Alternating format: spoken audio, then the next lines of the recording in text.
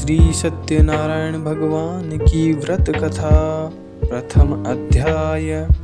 कलयुग के प्रारंभ में पवित्र तीर्थ स्थल नैमिषारण्य में 88,000 ऋषि एकत्र हुए। उन ऋषियों ने सर्वश्रेष्ठ मुनि श्री सूत जी से पूछा, हे भगवान, कलयुग में मनुष्य में छल कपट और ईर्ष्या द्वेष के बढ़ जाने से तेजी से अशांति फैल रही है।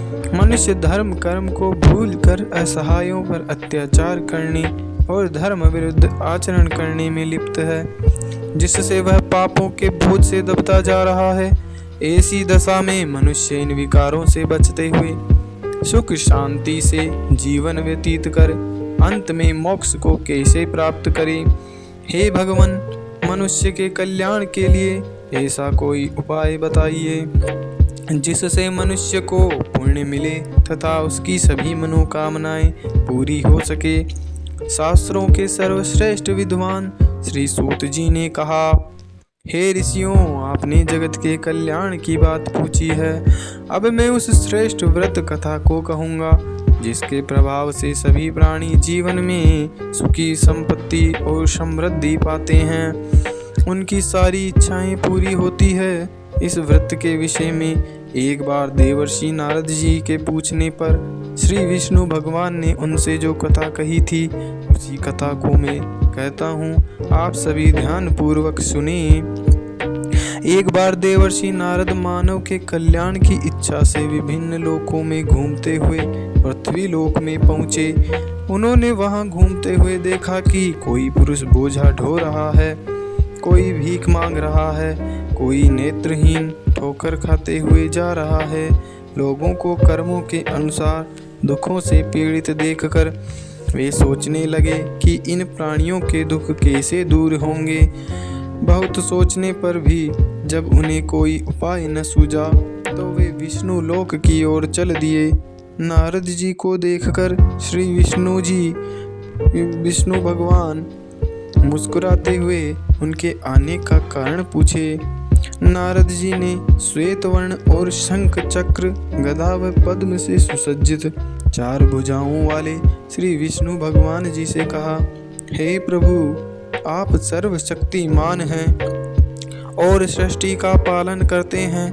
मन और वाणी भी आपके गुणों का वर्णन नहीं कर सकते हैं। आपका न कोई आदि, न मध्य और न ही अंत है। आप सृष्टि के कण कण में विद्यमान हैं और अपने भक्तों के मनोरथ पूरे करने वाले हैं। मैं आपको नमस्कार करता हूँ। देवर्षि नारद जी की बातें सुनकर श्री विष्णु भगवान मुस्कुराते हुए बोले, हे मुनि श्रेष्ठ, निसंकोच अपने आने का कारण बताइए। नारद जी ने कहा, हे प्रभु, पृथ्वी लोक में मानव अपने अपने कर्मों के अनुसार अनेक प्रकार के दुखों से पीड़ित हो रहे हैं। हे तीनों लोकों के स्वामी, मुझ पर कृपा करते हुए उनका दुख दूर करने का उपाय बताइए। इस पर श्री विष्णु भगवान बोले, हे नारद, अब मैं ऐसा व्रत बता रहा हूँ जिसे करने पर विश्व के सभी स्त्री पुरुषों को पापों से मुक्ति मिलेगी, उनकी निर्धनता दूर होगी और वे सुख संपत्ति के साथ आनंद पूर्वक जीवन यापन करेंगे। सारे प्राणियों के कष्टों को नष्ट करने वाला व्रत है श्री सत्यनारायण भगवान का व्रत। श्री सत्यनारायण भगवान के व्रत का पूर्णिमा और मकर संक्रांति के दिन विशेष महत्व होता है। वैसे किसी भी दिन स्वच्छ होकर सायंकाल में कोई भी मनुष्य श्री सत्यनारायण भगवान की पूजा करे और श्रद्धा पूर्वक प्रसाद तथा चरणामृत ग्रहण करे तो परिवार सहित उसका कल्याण अवश्य होगा। उसकी सारी मनोकामनाएं पूरी होगी और उसके घर में धन धान्य की कोई कमी नहीं रहेगी। कलयुग में मनुष्य के मोक्ष का यही एकमात्र सरल व उत्तम उपाय है। द्वितीय अध्याय। श्री सूत जी ने कहा, हे ऋषि मुनियों, अब मैं आपको उस निर्धन ब्राह्मण की कथा सुनाता हूँ जिसने श्री सत्यनारायण भगवान का सबसे पहले व्रत किया। इस व्रत को करने से उसके सभी कष्ट दूर हो गए थे। आप सभी उसकी कथा ध्यान पूर्वक सुने। प्राचीन काल में काशी नगरी में सतानंद नामक एक निर्धन ब्राह्मण रहता था। भिक्षा मांग कर वह अपना जीवन यापन कर रहा था। भिक्षा नहीं मिलने पर उसे भूखे पेट ही सोना पड़ता था। उसकी ऐसी दशा देखकर श्री सत्यनारायण भगवान एक दिन उस ब्राह्मण के समीप एक वृद्ध व्यक्ति के रूप में पहुँचे। उन्होंने उस ब्राह्मण से पूछा, हे विप्र, तुम इस प्रकार कष्ट सहते हुए कैसे जीवन यापन कर रहे हो? यह सुनकर ब्राह्मण बोला, हे मित्र, मैं बहुत गरीब ब्राह्मण हूँ। आय का कोई साधन न होने से भिक्षा मांग कर किसी प्रकार अपना जीवन यापन कर रहा हूँ। यदि आप मेरी निर्धनता को दूर करने का कोई उपाय जानते हो तो कृपा करके बताइए। तब वृद्ध व्यक्ति ने कहा, हे मित्र, श्री सत्यनारायण भगवान की पूजा करने, उनका व्रत करने, व्रत कथा सुनने और प्रसाद ग्रहण करने से तुम्हारी गरीबी अवश्य ही दूर होगी और तुम्हारी सारी मनोकामनाएं पूरी होगी। ब्राह्मण को व्रत का विधि विधान बताकर वृद्ध व्यक्ति रूपी श्री सत्यनारायण भगवान वहां से चले गए। निर्धन ब्राह्मण ने वृद्ध व्यक्ति द्वारा बताए गए व्रत को करने का निश्चय किया। प्रातः काल उठकर श्री सत्यनारायण भगवान का व्रत रखने का निश्चय कर वह ब्राह्मण भिक्षा मांगने के लिए गया। उस दिन उसे भिक्षा में बहुत धन मिला। घर लौटकर उसने अपने आसपास के लोगों के साथ श्री सत्यनारायण भगवान की पूजा की और उन्हें व्रत कथा सुनाई। फिर सभी को प्रसाद देकर स्वयं भी ग्रहण किया। कुछ ही दिनों में उस ब्राह्मण की गरीबी दूर हो गई। उसके घर में धन धान्य की वर्षा होने लगी। अब वह ब्राह्मण हर माह श्री सत्यनारायण भगवान का व्रत करने लगा। हे श्रेष्ठ मुनियों, श्री सत्यनारायण भगवान का व्रत और पूजा करने से उस निर्धन ब्राह्मण के सभी कष्ट दूर हो गए। उस ब्राह्मण से श्री सत्यनारायण भगवान की व्रत कथा सुनकर अन्य व्यक्ति भी उनका व्रत करते हुए पूजा करने लगे। अब मैं आपको उन व्यक्तियों की भी कथा सुनाता हूँ जिनके कष्ट यह व्रत करने से दूर हुए हैं। धन संपदा से संपन्न उस ब्राह्मण ने जब अगले माह श्री सत्यनारायण भगवान का व्रत किया तो उसमें बहुत से बंधु बांधव और मित्र सम्मिलित हुए। उसी समय एक वृद्ध लकड़हारा वहां से गुजरा। बहुत तेज प्यास लगने के कारण वह जल पीने की इच्छा से लकड़ियों के गट्ठर को जमीन पर रखकर घर के आंगन में गया। वहां ब्राह्मण को व्रत करते देखकर उसने ब्राह्मण से पूछा, आप किसकी पूजा कर रहे हैं? इस व्रत को करने से क्या लाभ होता है? कृपा करके मुझे बताइए। तब ब्राह्मण ने कहा, मैं अपने बंधु बांधवों के साथ श्री सत्यनारायण भगवान का व्रत और पूजन कर रहा हूँ। श्री सत्यनारायण भगवान की कृपा से ही मेरी निर्धनता दूर हुई है और मेरे घर में धन धान्य के भंडार भरे हैं। ब्राह्मण से इस व्रत के विषय में जान कर वृद्ध लकड़हारा बहुत प्रसन्न हुआ और भगवान का प्रसाद लेकर चला गया। चलते हुए लकड़हारे ने सोचा कि आज इन लकड़ियों को बेचने पर जो धन मिलेगा उस धन से मैं श्री सत्यनारायण भगवान की पूजा करूंगा। ऐसा विचार करने के कारण उस दिन उसे लकड़ियों के पहले से अधिक रुपए मिले। उसने उन रुपयों से केले की फली, घी, दूध, दही, गेहूं का आटा और शक्कर आदि सामग्री ली। घर लौटकर उसने अपने परिवारजनों के साथ श्री सत्यनारायण भगवान का व्रत और पूजन किया। श्री सत्यनारायण भगवान की पूजा करने और व्रत कथा सुनने के उपरांत प्रसाद बांटकर उसने स्वयं भी प्रसाद ग्रहण किया। इससे लकड़हारे के घर में धन धान्य की वर्षा होने लगी। उसने स्वयं भी प्रसाद ग्रहण किया और इससे लकड़हारे के घर में धन धान्य की वर्षा होने लगी।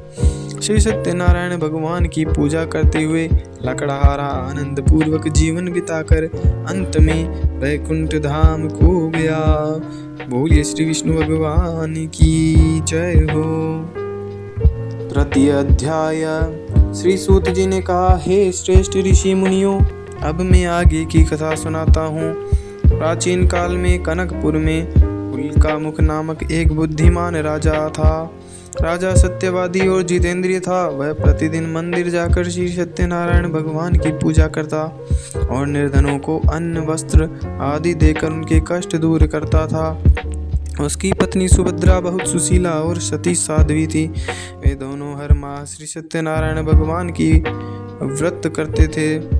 एक बार वे दोनों बहुत से अन्य लोगों के साथ भद्रशिला नदी के किनारे श्री सत्यनारायण भगवान की पूजा कर रहे थे। तभी वहां एक बड़ी नौका आकर रुकी। उस नौका में एक व्यापारी काफी धन कमाकर अपने नगर को लौट रहा था। नौका से उतरकर वह व्यापारी राजा के समीप पहुंचा। राजा को पूजा करते हुए देखकर उसने पूछा, हे राजन, आप किसकी पूजा कर रहे हैं? इस पूजा से क्या फल मिलता है? राजा ने उस व्यापारी से कहा, मैं अपनी प्रजा के साथ श्री सत्यनारायण भगवान की पूजा कर रहा हूँ। इस पूजन और व्रत के प्रभाव से मेरे राज्य की सारी प्रजा सुखी रहती है। ये कथन सुनकर व्यापारी ने कहा, हे राजन, मैं भी श्री सत्यनारायण भगवान का व्रत करना चाहता हूँ, कृपया मुझे इसकी विधि बतलाएं। राजा ने व्यापारी को पूरी विधि बताई। फिर राजा ने व्रत कथा सुनकर अन्य लोगों के साथ व्यापारी को भी प्रसाद दिया और स्वयं भी ग्रहण किया। वह व्यापारी फिर अपने नगर लौट गया। व्यापारी ने घर पहुंचकर अपनी पत्नी लीलावती से कहा, हमारे कोई संतान नहीं है। यदि श्री सत्यनारायण भगवान की अनुकंपा से हमारे कोई संतान हुई तो मैं उनका व्रत अवश्य करूँगा। व्यापारी के ऐसा निश्चय करने के कुछ समय बाद लीलावती गर्भवती हुई और 10वें माह उसने एक सुंदर कन्या को जन्म दिया। व्यापारी ने पुत्री के जन्म पर बहुत खुशियां मनाई, लेकिन व्रत नहीं किया। लीलावती के याद दिलाने पर वह बोला, अभी मैं व्यापार में बहुत व्यस्त हूँ। जब मैं इसका विवाह करूँगा तब श्री सत्यनारायण भगवान का व्रत अवश्य करूँगा। यह सुनकर लीलावती चुप रह गई। व्यापारी की पुत्री कलावती शुक्ल पक्ष के चंद्रमा की भांति तेजी से बढ़ने लगी। शीघ्र ही 16 वर्ष बीत गए। एक दिन व्यापारी ने अपनी बेटी को सहेलियों के साथ उपवन में घूमते हुए देखा तो उसे उसके विवाह की चिंता होने लगी। उसने कलावती के लिए सुयोग्य वर ढूंढने के लिए अपने सेवकों को भेजा। उन सेवकों ने कंचनपुर नगर में अत्यंत सुंदर और गुणवान वणिक पुत्र को देखा। सेवकों ने लौटकर व्यापारी को उस वणिक पुत्र के विषय में बताया। उस व्यापारी ने उस लड़के के साथ कलावती का विवाह धूमधाम से कर दिया। कलावती का विवाह भी हो गया, लेकिन व्यापारी ने फिर भी व्रत नहीं किया। कलावती का विवाह होने पर भी व्रत उसने नहीं किया। लीलावती ने जब अपने पति को याद दिलाया तो उस व्यापारी ने कहा, लीलावती, अभी तो मैं अपने दामाद के साथ व्यापार को जा रहा हूँ। व्यापार से लौटकर श्री सत्यनारायण भगवान का व्रत और पूजन जरूर करूँगा। यह कहकर व्यापारी कई नौकाओं में सामान भरकर अपने दामाद और सेवकों के साथ व्यापार के लिए चला गया। उस व्यापारी के बार बार व्रत का निश्चय करने और फिर व्रत न करने से श्री सत्यनारायण भगवान क्रोधित हो गए। व्यापारी अपने दामाद के साथ रत्नसारपुर नामक नगर में पहुंचकर व्यापार करने लगा। श्री सत्यनारायण भगवान की माया से कुछ चोर राजा के महल में चोरी करके भाग रहे थे। भागते हुए चोरों ने पीछा करने वाले सैनिकों से बचने के लिए चोरी का माल व्यापारी की नावों में छिपा दिया और आसानी से भाग गए। चोरों का पीछा करते हुए सैनिक व्यापारी की नावों के पास पहुंचे। नावों की तलाशी लेने पर उन्हें राजा का चोरी किया गया धन मिल गया। तब वे सैनिक उस व्यापारी और उसके दामाद को बांधकर राजा चंद्रकेतु के पास ले गए। राजा ने उन दोनों को कारावास में डाल दिया और उनका सारा धन जब्त कर लिया।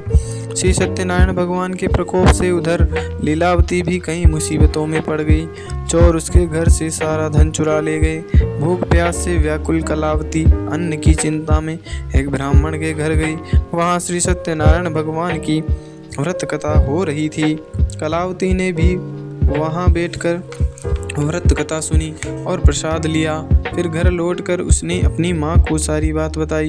कलावती से सुनकर लीलावती ने भी श्री सत्यनारायण भगवान का व्रत करने का निश्चय किया।